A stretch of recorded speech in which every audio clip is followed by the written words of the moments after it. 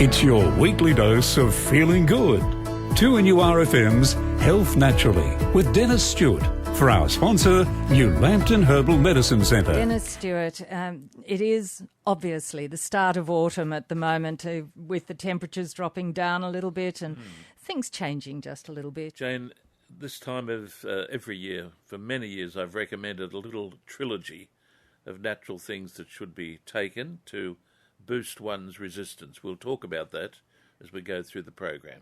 Going to be talking about things to do with winter, keeping off the winter ills. And to start us off, Elaine has rung in from Charlestown. Elaine, circulation's on your mind. Yes. Hello, Elaine. Hi.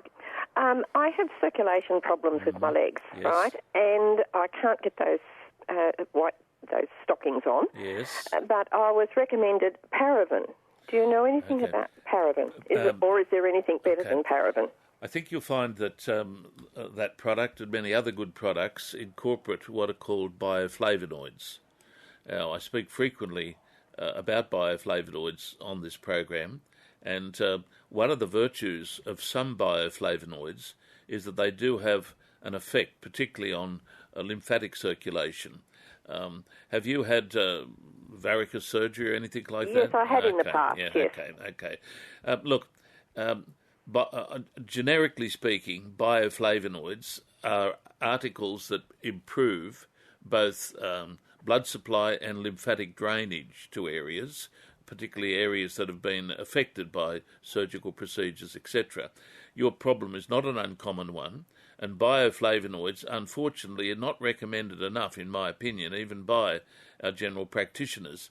They're very safe entities, and one of them in particular, called rutin, R-U-T-I-N. Now, write that down. R-U-T-I-N, That's a member of the bioflavonoidal group, and I have been so impressed with bioflavonoids that I developed my own product called Flavour Blend. And it contains a significant level of rutin together with other bioflavonoids, and one of the indications that I use that product for is for promoting improvement in peripheral circulation, in lymphatic circulation. My wife, in fact, uses it because she experiences occasionally some lymphedema as a result of surgery that she's had, and it works well. So I'm sure you'll find that Paraben is a member of that group. I know it has some very, very good feedback. You'd certainly be able to get it, when I say certainly, I'm sure you'd be able to get it from your pharmacist, but also the Flavour Blend product that I've mentioned containing rutin is available from my rooms at New Lambton. You're on the right track there. The other thing, however, that I'd mentioned by way of responding to your concern about your problem there is don't overlook the benefits of a European herb called butcher's broom. Oh, that sounds interesting. A butcher's broom. There's a fascinating story about it, actually. The story goes that the Roman armies, which to this day are considered to be unbeatable as far as travelling a distance in a day at a trot, so to speak, or a jog, the rumour goes, or the theory goes, or the record says that the success of the Roman soldiers was in that they constantly took a drink made up of butcher's broom, which helped maintain peripheral circulation, lessened their likelihood of varicose veins. Whether that's true or not, it certainly has supported the use of butcher's broom as a herb, usually taken with bioflavonoids to address your problem. I think if you got onto that little duo, I'd be very surprised if you didn't do better than what you're doing, Elaine. Oh, okay. So where would I get the... Okay, I can get the rutin from your place. Yes. But the butcher's broom, where do I get that from? I think you'd find you'd get butcher's broom from my rooms at Alma Road, but you're at Charlestown. Yep. If you go down to Vitology at Warners Bay, they'd have it, but certainly those two things I stock because I see a lot of patients with your problem, and I know a lot about those particular products. I've lectured on them and developed products around them. And butcher's broom and rutin, to my way of thinking, should be on the finger, on the tip of every practitioner's tongue that's dealing with this common peripheral problem that you're experiencing. You go for it, Elaine. All right. So at the moment, I've got the box of Paraben, but yeah. Well, look, should you take the 3 a day? It just says take the 3 lots morning, lunchtime and night, right? And then drop back to twice a day. And that's good advice. I'd be guided by the instructions on the product. Yeah. As I say, that product has got a good reputation. Do exactly what they say in order to start to get a benefit, and then, as they've indicated, if you start to get a benefit, drop back a bit until you reach a management level. Yeah. All right, then, look, thanks very much. Okay, Thank Elaine, you. thank you. I'll see if I can find some of this butcher's broom. Okay. Thanks, Elaine. Now, while we're talking about butcher's broom, Denis, would it be a plant of Africa? Because the Ethiopians and the Kenyans, of course, are so well known for their long-distance running. Look, there may well have been some connection there, because the Romans were in Africa, as you know, and they may have either gained some knowledge from African tribesmen, or vice versa. The Africans might have seen how fast the Romans went catching them, that they might have picked up on it. But look, the fascinating thing, we touched on this last week. The interchange of medications between cultures is very well established. I was talking last week about the way in which the Ayurvedic system of medicine and the way in which it is based on what we call a humoral system of medicine is very similar to the ideas and the system of medicine practiced by the early Aryans in the Indus Valley civilization. And the theory goes that Alexander the Great, when he went to that part of the world, a great man that he was, great genius that he was, that when he went to that part of the world and saw how sophisticated their culture was, he picked up a lot of knowledge and brought back to Greece a lot of the ideas of the Ayurvedic physicians, and from that the Greek interpretation of the humoral system took off. So it's a fascinating study, the way in which cultures and societies not only share ideas but share their medication. We do have Chris on the line, and Chris has rung in from Conjoy, 49216216. Chris, you're interested in growing turmeric, is that right? That's right, Jane. I've been a supporter of the benefits of turmeric for some time, and as an organic grower of vegetables, I've decided to move down the track of growing turmeric, and also that other one that Denis spoke about some time ago, Golden Seal. That's the one. So you're actually growing that, are you? No. Okay. This year I got hold of some seed, and the idea being to build up a seed bank of the turmeric, which I've done, and also to explore just how well turmeric can grow out here at Conjoy. Now, I know you've got it growing at Colburn, but it's sort of, as you know, things change, but I've found that the turmeric I'm growing here now is of a quality that is sort of as good as anybody else can grow. So, I know my plan. I know the Conjoy Valley really well, Chris, and it's almost an idyllic place. And I would have no hesitation in agreeing with you that what you're growing there would be a world beater, and I applaud you for doing it. And similarly with Golden Seal, when you're ready to have a go at Golden Seal, contact me personally, because I have the handbook written by probably the most famous grower and propagator of Golden Seal in Australia, a chap that lives in Victoria, and I've had a little bit of experience in propagating and keeping it going. So when you're ready to have a go at that herb Golden Seal, which is a difficult herb to grow, but with your capabilities in countryside, I think you've got a good chance of doing it. When you're ready, you should come and have a yarn with me personally, and I'll help you with that. I'd appreciate that. Of course. But just Golden Seal plant at the same time as turmeric, or is it different? No. Golden Seal, remember, is a North American herb. It is an under canopy herb. That is, it grows in an area where in summertime you have a canopy of foliage that protects the herb from intense heat, and then during the wintertime, when the North American forest loses its leaves, you get certain amount of sunshine coming through, and the leafy, mulchy soil encourages the natural proliferation of Golden Seal. That's quite different from growing a spice. turmeric is a spice. Okay. Whereas golden seal is an under canopy rhizome, and in wintertime you wouldn't even know it was there. But then come summertime, and I've seen this happen on numerous occasions, it's a magnificent and an awesome sight to see the curled head of the golden seal coming up from the mulch and then developing into a beautiful flower head and leafy structure. It's almost a religious experience to evidence it. That, by the way, is why it's so valuable, because whereas turmeric can be grown reasonably easily, golden seal does require a little bit of info, and this is why I'm saying to you and other listeners that are wanting to get into golden seal, which, by the way, wait for this, which, by the way, you will not import from the US now, A, without a licence, and B, you're paying in the vicinity of $400 a kilo for the dried root. So it is one of those herbs that for people like yourself, that's obviously a grower and an interested grower and growing organically, if there's anything that could really do you well financially and otherwise, it's the growing commercially of golden seal. And I've got all the information, the textbooks, the experience behind me.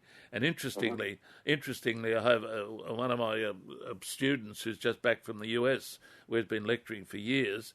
He is now living on my property, and he is a specialist also in growing golden seal, having been in the US and seeing it grown naturally. So I get a bit wound up, as you can tell, Chris, when people talk about growing herbs, because for years I used to conduct a one-day seminar, frequently in conjunction with Professor Cliff Elliott, who was the professor of physics at this university for many years, and he and I grew medicinal herbs in his property at Peach Orchard Road. When he retired, it was almost a father and son relationship. So I used then a book called Growing Herbs as a Cash Crop by Richard Allen Miller, and we've still got copies of that. So I know a lot about this, and to you and others that are interested in getting into this, I would say this is still, and let me emphasise, this is still an underappreciated area of agriculture, particularly for organic growers, small landholders who are interested in what they're doing. What you're doing, I'm excited about what you're doing, and I'll go out of my way to help you. Okay, that's great. So, just coming back to turmeric briefly. Yep. Obviously, what I've got this year is a seed bank, but next season's crop, which is due to be harvested probably in another month, 6 weeks, maybe even more. Yes. I'll be looking for a market. Now, I heard you speak before about people who are after turmeric to do. So, I guess you use those people as well for what you grow out of Colburn? We don't grow a lot of Picolba now. I'm an old man. My best days are over, but I used to grow a lot out there. But look, what I'd be suggesting you do, how much are you likely to harvest in kilo quantities, do you think? Well, given what happened last year with the little bit I put in the crop that I got off it, I'd be somewhere in... I'd imagine that somewhere in the vicinity of 100 kilos is what... Okay. 100 kilos plus is what I'd be harvesting next year. Is that dried? That will be taken out of the ground, washed and dried. That's the state it'll be in. It'll be washed and then dried. Okay, because if you're wanting to do anything with it commercially, as opposed to selling it at markets when it's fresh, if you want to do anything commercially, you have to go through a series of steps. And this is where I'm happy to lead you and others in this direction if you want me to take you there on any occasion. But the first thing you have to do is make sure it's dried properly in order to offset the possibility of mould. And secondarily, you'd understand this, you then have to put it through a hammer mill or something like that to reduce it in size. And once you've got it at a cut stage, that is the dried cut herb, you'll be then wise to go even further and develop it into a fine powder. And what I would be suggesting there is that you get a commercially produced package or bag with a nice label on it, and promote it in kilo packs in the same way that anyone would go into a health food store or a supermarket and purchase this stuff. If you're going to get something like 100 kilos, which is not a lot, if you can bag up 100 bags with of kilo quantity, good quality dried stuff, and mentioning your growing conditions and the organic nature of it, that will walk away. You take it to places like some of the markets we have around here, and I would virtually guarantee, with the right marketing and the right labelling, you would not be able to keep up with it. Okay, well, the ultimate plan for me is, I'm not too sure of your age, but my age is of getting to the stage where I've got to start looking at making a little bit easier. Yes. So, when I talk about 100 kilos plus for next year, I'm envisaging that in some time over the next few years, I'll probably move towards the whole of the area that I'm currently working. Well, the idea, I'll have to be quick on this, but the thing in this is, with all cash cropping, you have to take into account your capabilities, your overheads, the crop you're going, and the likely return on it. I would suggest go easy to start with, find out what your return is, and then make some decisions. Okay. All right? Anyway.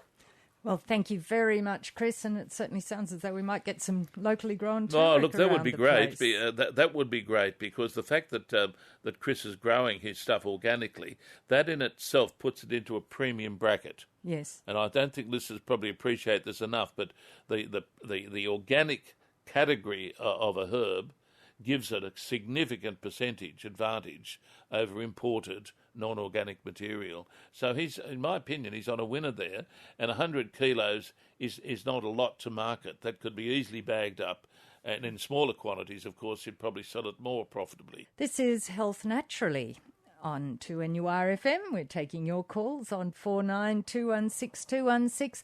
Shani has rung in from Glendale, and thank you for waiting, Shani.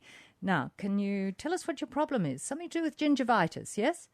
Hello? Yes, hi. Well, it's not my gingivitis, but it is my cat's gingivitis. Okay.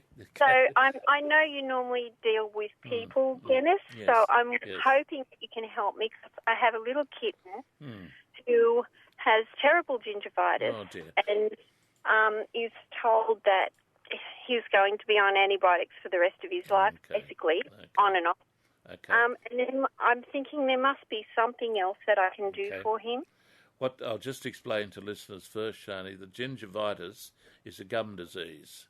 Yes. And it occurs, obviously, in animals as well as in human beings. Now, I have frequently mentioned, even on this program, a preparation known as tincture of myrrh, MYRRH. Now, in human beings, that tincture of myrrh is used as a mouthwash. That is, it's taken into the mouth and swished around the mouth, so to speak. And the literature is very confirmatory from what I've said. If you look in references such as the British Herbal Pharmacopoeia, you'd find that of all things, myrrh is specific for gingivitis. But what worries me here, of course, is that your little kitten wouldn't be able to do what we human beings could do. But while I've been looking at this, I'm suggesting what you do is run it past your vet. Most vets that I know are interested in complementary medicine as much as I am, and some of them indeed are using herbal and homeopathic medication, and I've had the privilege of teaching many of them to use herbs in homeopathic medicine in their practices. Mention to your vet the preparation known as tincture of myrrh, and see if he has a method that would be useful, even if it were perhaps in swabbing the areas that are affected by the gingivitis. Talk to him about it, because it is very, very effective when topically used. I'm not bad at helping humans, but when it comes to kittens, I haven't had much training there, but he obviously might. Tincture of myrrh is fairly readily available. You can always procure it from my rooms in New Lambton, or even pharmacists where you might have it on their shelf. It's a liquid preparation.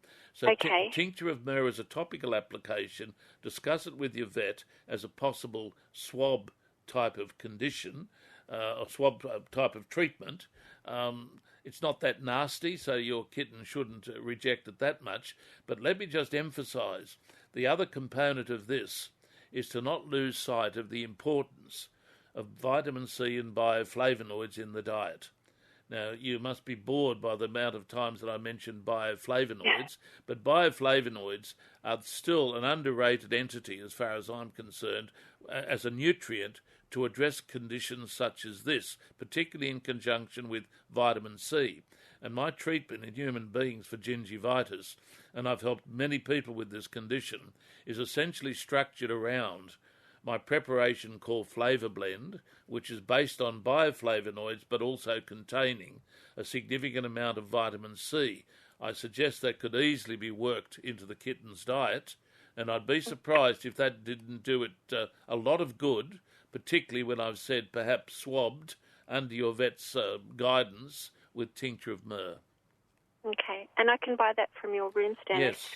Yes. Good luck with... Yes, another question, Shani? I was just going to ask about colloidal silver, if that could be an option.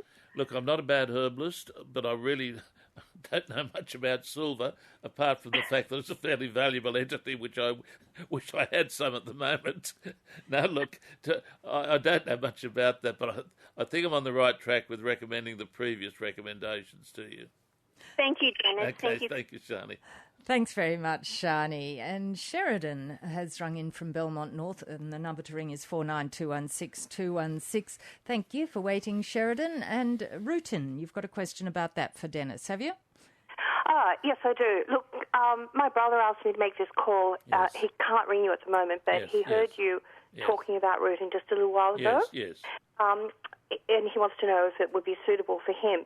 He had oral surgery to have a cancer removed several months ago. Yes. They did take away some lymph nodes on either side of his neck. They're all clear and everything. Yes, good. Has interfered with the normal drainage process, and he's been told to massage it and to find someone who does that kind of massage. When he heard you speaking about this, he thought that was something that perhaps would do him some good. So I'm ringing to find out if it would. Okay. Look, in my opinion, it would be a very useful thing to try.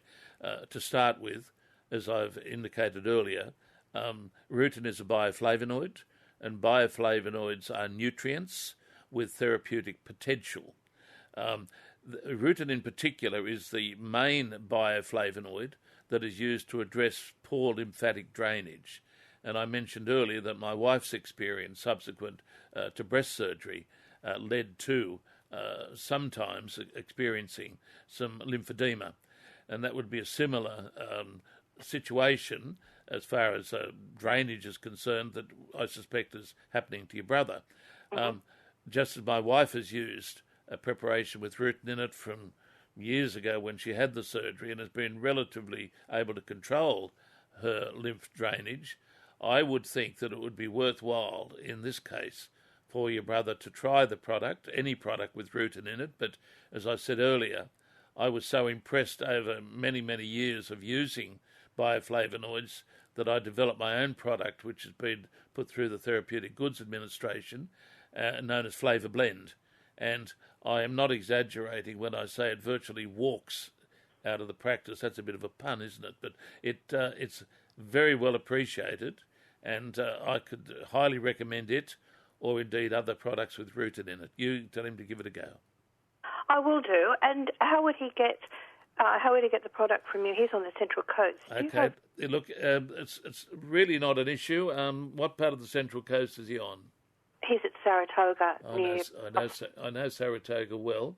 Look, what I suggest you do to save time is ring my Newcastle number on 49562321.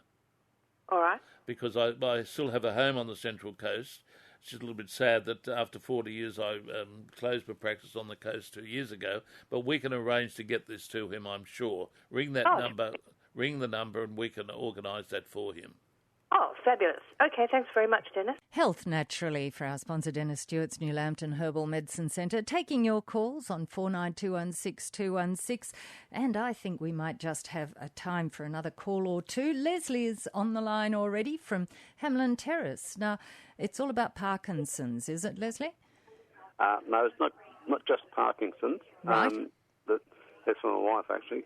She does have Parkinson's, but the main problem at the moment is restless legs at night and only been able to get about 2 to 3 hours sleep a night. Oh dear, that's nasty, isn't it?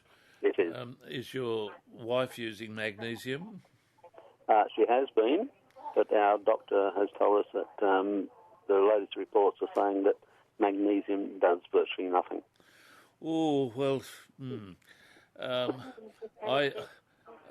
I would tend to disagree with that, based on, and very rarely will you hear me dissent from the good advice that our medical practitioners give us, but I can only go on feedback that patients give me, and I see many patients, and I have seen many patients over the years.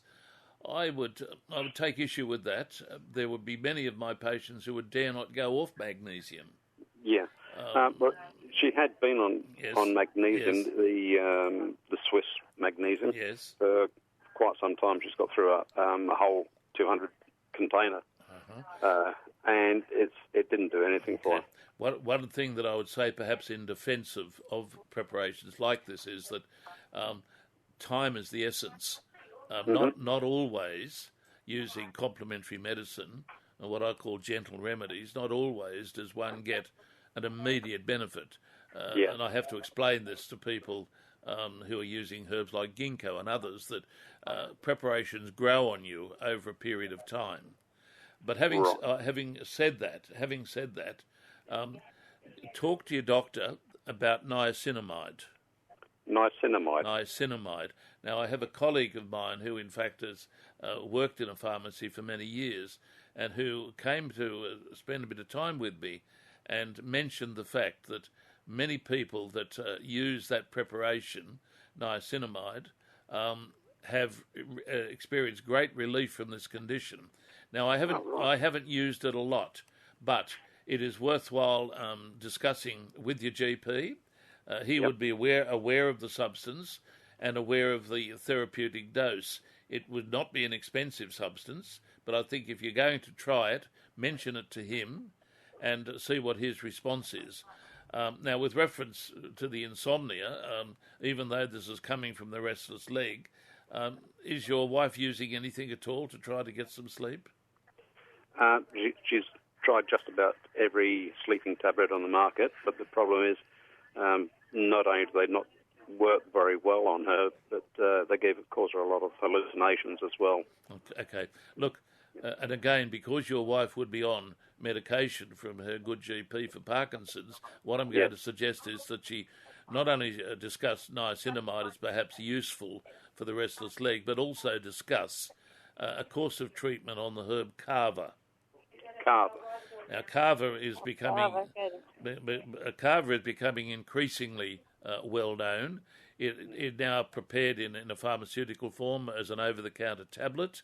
There are some reservations about prescribing it to some people that are on certain medications, but again, some of the best results that I've had in practice using what might be referred to as a non-drug approach has been to recommend the use of 1 or 2 kava tablets at night before retiring. But again, mention that to your GP. I'd be interested for you to get back to us and let us know the response to those 2 recommendations. I'll certainly do that, Dennis, because we're just about at wit's end with the restless legs and the non-sleep, because neither of us are sleeping, because, as you know, once one's awake, you both are awake. Well, what I will do also for you, I've mentioned that you discuss particularly the niacinamide with your GP. I'll look into it when I get back to my rooms today and find out what information I have. And if you were to ring my rooms on the number that I mentioned, 49562321, and give them your name and address, they would be able to send you the information on this if I can locate it. Okay, thank you very much. Thanks, Leslie. Could I just ask one other thing? Yes, of course. No, that's fine. Baker's cyst behind the knees. Yes. There was something you had some time ago, something about a pulse. Yes. Now, look, I know this sounds weird, but what I've learned over the years is a lot of weird things in both mainstream and complementary medicine. I have a treatment which has been actually written up in popular journals based on bicarb soda. and it does involve a poultice, and it arose from the fact that a listener forwarded it to me, saying this does work, because when I was contacted about it years ago, I was at a loss to recommend a non-medical approach. I have this Baker's cyst article, if you like, run off for my patients. When you're talking to the practice today, mention that you want the article on the folk treatment for Baker's cyst, and then you can give it a go. It's not going to cost you anything, not at all. But if you get a good result, I guarantee you're back on telling us that you did. Okay, I'll give it a try, Dennis. Thank you very much. Okay, thank you. Thank you for your call, Leslie. And well, we're getting towards the end, but we might as well we've got still a few minutes that we can talk about those winter ills coming up. It's a topic that I try to take up every year, and I have done for years on my various radio programs, a little trilogy of supplements. 3 things that I believe can be shown to be useful in supporting particularly elderly people's wintertime conditions. I'm a great fan at this stage of the year of recommending the American herb echinacea. Echinacea made its reputation as an agent to address coughs and colds and flu potential. Let me emphasise, not as a competitor for medical treatment, not as a competitor with vaccines or anything like that, but rather, if you like, a simple herb, inexpensive, that developed its reputation, which still prevails, as being a useful wintertime herb to build up a degree of protection and also to lessen the virulence of an infection. So start now, I'm saying to people, get onto some echinacea, start taking it, work through the wintertime with it.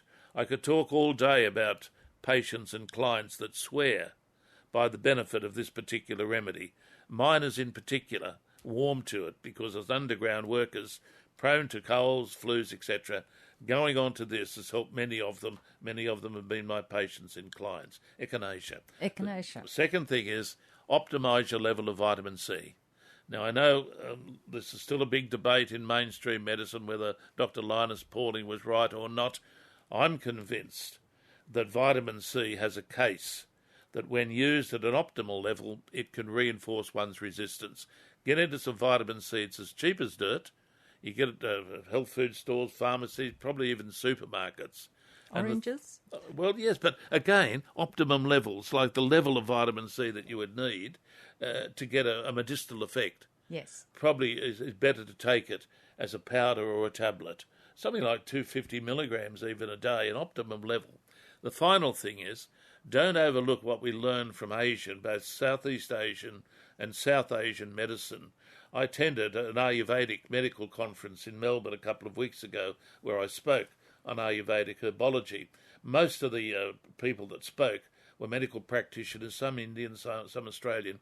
All of them extolled the virtues of using the Asian emphasis on spices, warming herbs, and this time of the year is the time to start using herbs such as ginger, and if you can handle it, chili. But the ginger herb, particularly for elderly people, take it as a tea, a pleasant herbal tea. Cheap again, 2 to 3 cups a day. Ginger has a useful potential on the circulatory system. It has a warming effect on tissues. And in our textbooks we learn that ginger has an affinity for the lung and is very useful for sufferers of bronchitis, where it lessens the viscosity of the sputum, warms the lung, and lessens the likelihood of bronchial conditions taking off. So there you go, a 3-pronged approach: echinacea, vitamin C, and using ginger tea. Fantastic. And that's Health Naturally for today. Thank you, Denis Stewart.